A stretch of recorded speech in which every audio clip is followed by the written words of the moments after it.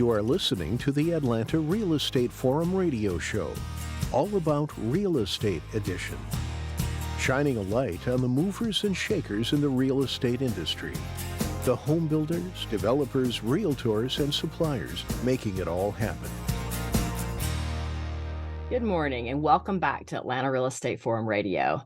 I am your host, Carol Morgan, and I'd like to give a shout out to our show sponsor, Denim Marketing. At Denim Marketing, we work to make your marketing a comfortable fit. Give us a call if you need original content for social media, public relations, marketing campaigns, or blogs. Well, today I have the pleasure of being joined by David Clough. He is president of Waterford Homes, and he is the next guest on our Legends of Real Estate segment. So welcome to the show, David. Well, thank you, Carol. And I think I have to object to the legend of Atlanta real estate. I think I'm a survivor of Atlanta real estate. Well, that makes you a legend then.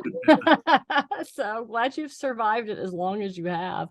Well, let's jump into it. I know that you've been in the Atlanta market for a long time, but you kind of got your start. I know you studied at Princeton.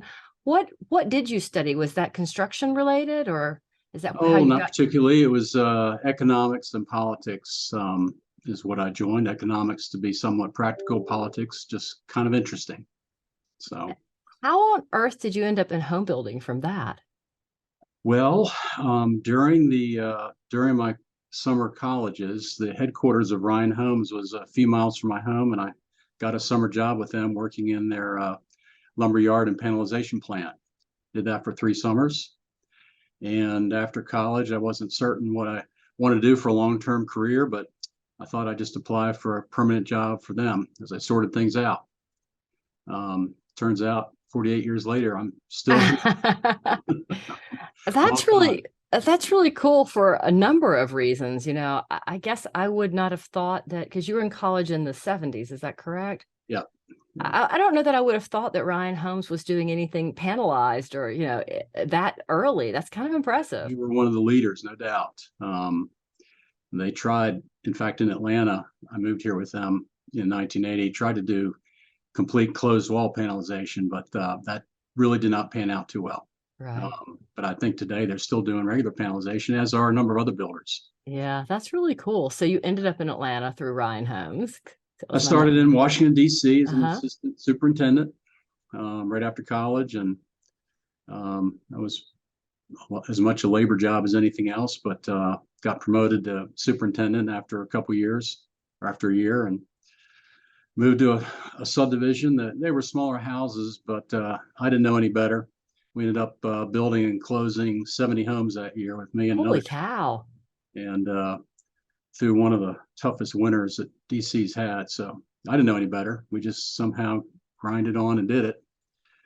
And kind of got rewarded for that.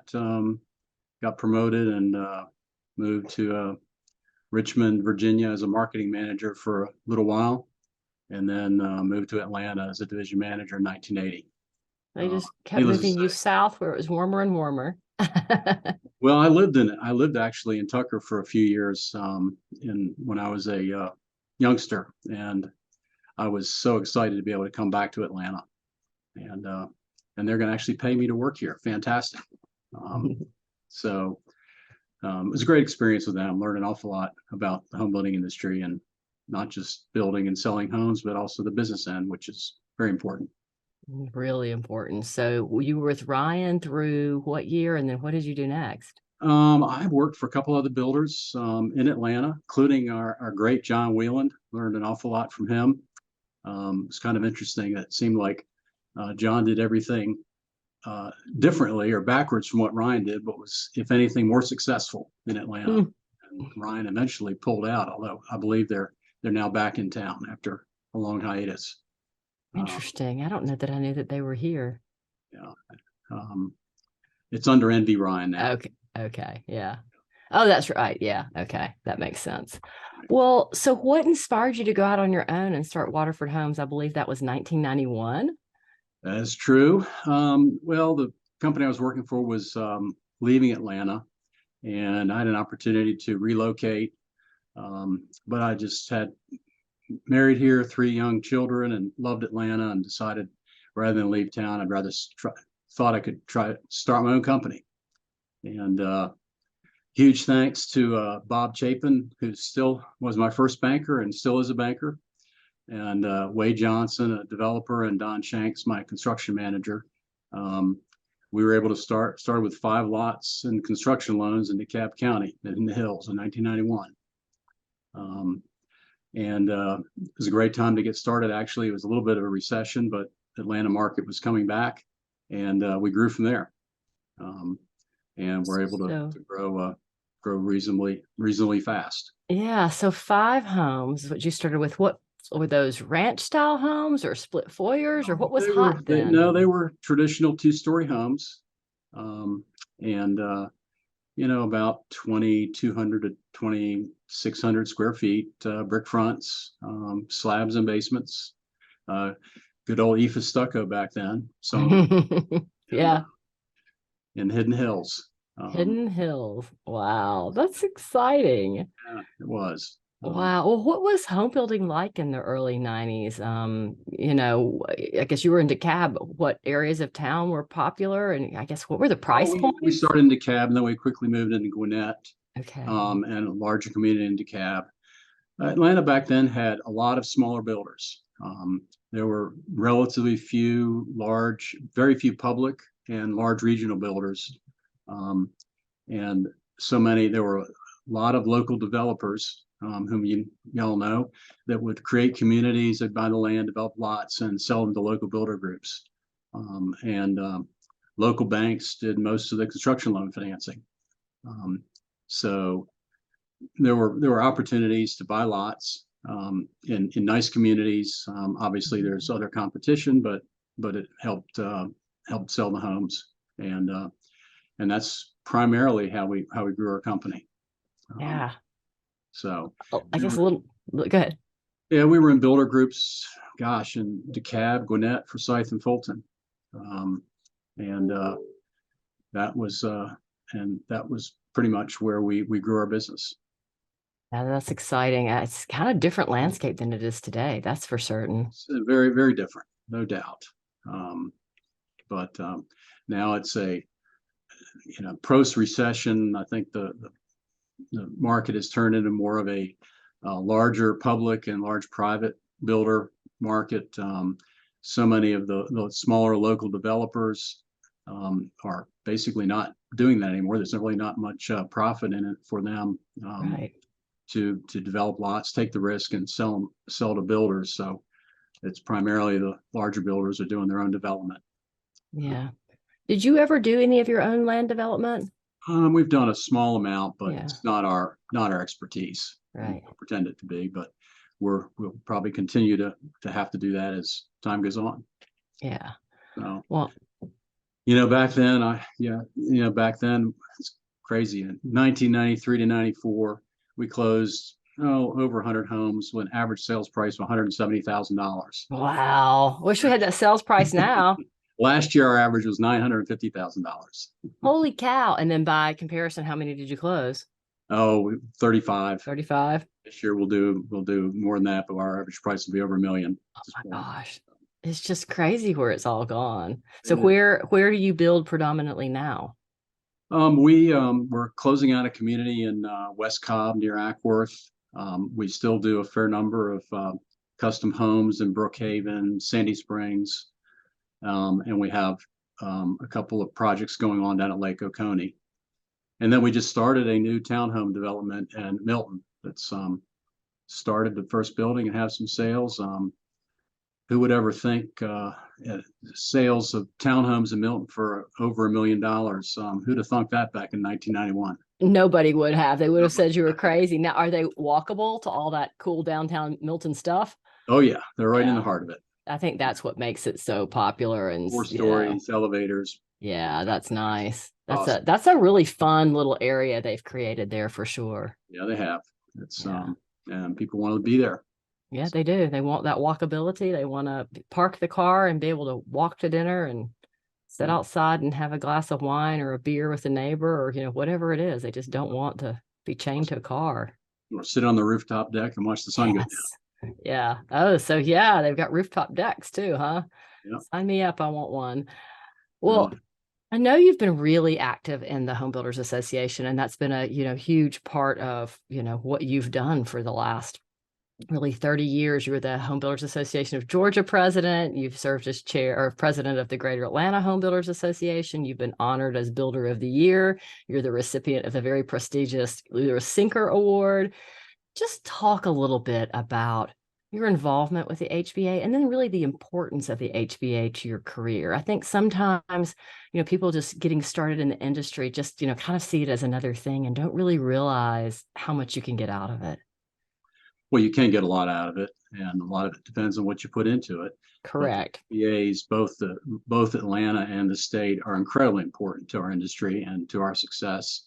Of course, one thing we all get to meet other builders, and then trades, suppliers, bankers, all of those folks that make our business important, and you learn a lot. But just as important to that, the representatives of the HBA working in the government affairs do a tremendous job. They're really important to our industry to represent us at the local government and the state government level. It's difficult for one builder, particularly a small one, to have much of an impact. But I would even note today, I believe it was announced that the Greater Atlanta Home Builders is suing Henry County, who've misinterpreted their impact fee code. And I suspect we'll probably win that. And an individual builder can hardly afford to do that. Right. Both from a cost and if you're doing business in that county, you don't really want to be in a position of antagonizing them. Exactly. Well, it's kind of that strength in numbers thing. I mean, I guess I always encourage everybody to give to one of the PACs because, Build PAC is how we're funding all this advocacy. And, all of us, in the industry, it's all tied together. I guess our new saying at the national level is we all build because, whether you're the framer or you're doing the silt fencing or you're the marketing team or whatever, we're all part of this bigger ecosystem that all relies on one another. And, to me, it's just as important for me to support Build PAC as it is for the builders to, because without you guys, I don't have anything to market, right? Sometimes it gets lost. They think that maybe people think we're just protecting our own interests, but the reality is we're protecting the interests of our home buyers. Correct. We're not doing it just to make more money. We're doing it that we realize that affordability, we all know, is a key issue today. And sometimes the rules that are enacted add cost that isn't something that is as valuable as the customer like. Right. Yeah. Some of the things I have seen that some local counties have done are really quite shocking, requiring brick on 4 sides. Right. Requiring just things that add, significant cost to a home when we're already struggling to put an affordable home on the ground. And I'm not saying that all the rules are bad. I mean, I remember when we started, you could take a piece of paper, fill it out of your office for a building permit, walk down to the county, and 2 hours later, or less than that, with a check, walk out with a building permit. Wow. That doesn't happen today. No. So, in fact, it's probably gone to the polar opposite extreme of that. Yeah, it's probably gone a little bit too far with some of the nitpicking details, but as any builder, you have to learn to do it and live with it, and you can. But I'm not suggesting we go back to those days of nobody looking over our shoulder, but it has changed. It definitely changed. But it is important that we try to, at the end of the day, we're trying to make sure that our home buyers can afford the house and they don't have to put in things that are unimportant to them. Right. Absolutely. Well, talk a little bit. You alluded that you've survived the home building market all these years. Talk a little bit about surviving the Great Recession and how that's different than today's, post-pandemic era. Well, obviously, building during the Great Recession was not so much fun. I like to say we survived it with lots of sweat, blood, and cash. But we did. And we worked closely with our banker and did a good job with them, and they appreciated our efforts, and we appreciated theirs, and we moved on. The industry has changed considerably since then. As I said, prior to the recession, we had a huge number of smaller builders buying developed lots from developers, and that's pretty much disappeared. Post-recession, it's turned into mostly larger builders developing their own lots. It's very difficult for smaller developers to create communities with a builder program these days. Hope it comes back, but right now it's not. Yeah. Yeah. Very different for sure. But Any advice if for young people who are interested in a career in home building, where they should start, or, do they need a specific degree, or, just, hey, I'm an example of somebody who didn't have a degree in home building. I don't think too many people get those degrees until they're out of college. right. Although there are some excellent construction management programs in our state and Auburn and so forth. I would say, find a successful builder to work for and learn as much as you can. Obviously, work hard, not just about building and selling homes, but the business end as well. I'd say put in your proverbial 10,000 hours, get good at something. You may find a great career in a large home builder, or then you look for an opportunity to go out on your own. I will say that's probably a little more challenging than it was when I started. It's be very difficult to start a community competing with the large publics, but probably more likely to be more on the custom home opportunity arena, whatever. But hey, learn by working for somebody who's good, and work hard at it and learn as much as you can. Yeah, absolutely. Well, reflecting on your career, what are you most proud of? I think proud's the wrong word. I'm just incredibly grateful for all the people that have helped my company along the way. We've been blessed, longtime employees, trades, business associates. We still work with people that we worked with in 1991. And I think we've always operated with the goal of building great homes at fair prices and serving our homeowners as we'd want to be, served. And I am grateful and proud of the reputation we've earned. And been a lot of blessings in my life. Being in the home building business in Atlanta has been a huge part. Absolutely. Well, the other thing I have to ask, you're obviously on my Legends series, but you also have somebody within your firm that would be, if I ever launch it, in my Legacy series. So talk a little bit about, I think you only have one child working for you in the business. Am I right? I do. True. So yeah, talk a little bit about that, and kind of looking to the future, and how has that? I mean, I'm sure it makes you incredibly proud to have him working side by side with you, and that's something that he enjoys as well. Well, I guarantee you that we would never hire anybody with his smarts and his work ethic to work for us if he wasn't part of the family. Maybe somewhere else. But no, Drew is doing a fantastic job. He and couple other guys here are essentially running the day-to-day operations of Waterford these days, have been for a couple years. And I'm looking forward to turning over the reins completely here before too long, but won't be complete. I'm not intending to follow the John Wieland role model of retirement anytime soon. But, yeah. Well, I don't know that I believe he's retired. I know he hasn't. And he's got a few years on me. I'm not sure I'm good for that many more. Yeah. Yeah. So absolutely. But it's a real blessing to have my son working with me, and the two children are in the medical field, so they are completely separate careers. So it's been a real blessing to have Drew. Yeah.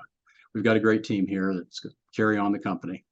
Absolutely. Well, it's fortunate, I knew you had more than one child, but I wasn't sure if the other two weren't working for you. So it's always interesting as children grow up, whether they're interested in their parents' companies or whether they're going to run as far away from it as they can.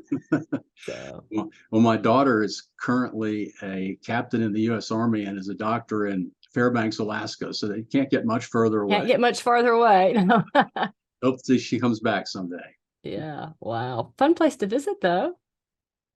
Yeah, it should be. We're going to do that here in another month. Oh, I'm jealous. I've always wanted to go to Alaska. That'll be fun. Well, I think most people in Alaska go on cruises and see the pretty glaciers and all. And Fairbanks is a big town of 30,000 people. Yes. Yeah. Yeah. And it gets cold. Yeah. Well, so it'll still be fun. It'll be nice to see her. Yeah, it will be. The whole family will be there. So. Oh, cool. Yeah, well, congratulations for that. That'll be a lot of fun. Yeah. Well, Where is Waterford building today? And I think you kind of alluded that you are doing some custom, in town, Sandy Springs, Brookhaven, and then you've got the Milton community. County and the project in Milton, and we're always out looking for other opportunities. Yeah. So we will find some. Absolutely. At Lake Oconee, are those custom homes there as well? It's a combination of more. I mean, we even though theoretically they're not custom, every house is custom, especially for the empty nester homeowner who have a lot of ideas of what they like. So that's a little bit different market than we built in the past. We also have a couple of homes going in rentals, and there's a whole different price point there. So yeah, it's a nice mix. Yeah, those are all really fun areas of town to be in as well. Really nice upscale areas. Well, how can our listeners get more information on you and Waterford Homes? Well, we encourage them, of course, to go to waterfordhomes.com, or you can find us on Facebook or Instagram. And we'd love to have you come take a look at our homes. Absolutely. Well, anything I haven't asked you that I should have asked you that you'd like to chime in and share? I don't think so. Covered a lot. Yeah. What? Okay, I'm going to say with that, this is a wrap of this week's Atlanta Real Estate Forum Radio. I want to thank Dave Clough for joining me today in studio and sharing his experience and his survival of the Atlanta home building market all of these years. If you all haven't seen a Waterford home, you should go check them out. They build a beautiful home. It is not an accident that he survived all these years. He has a really nice product and a really great company. So kudos to you for that. Thank you very much. Absolutely.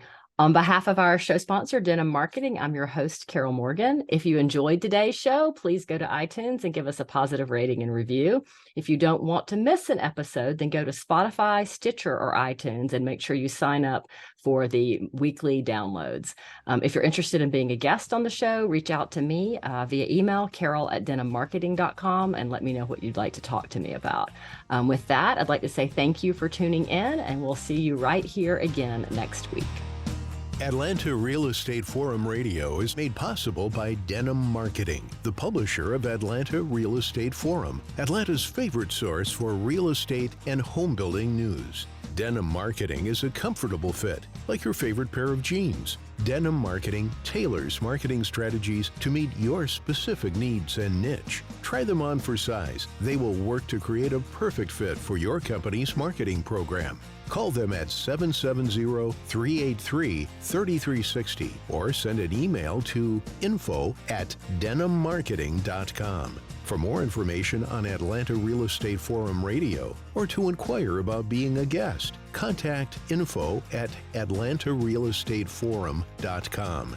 Check out the radio show by visiting atlantarealestateforum.com or by listening to the show on your favorite podcast app. And if you enjoyed today's broadcast, we'd sure appreciate a rating and review on iTunes. Thank you again for listening, and we'll see you next time on Atlanta Real Estate Forum Radio.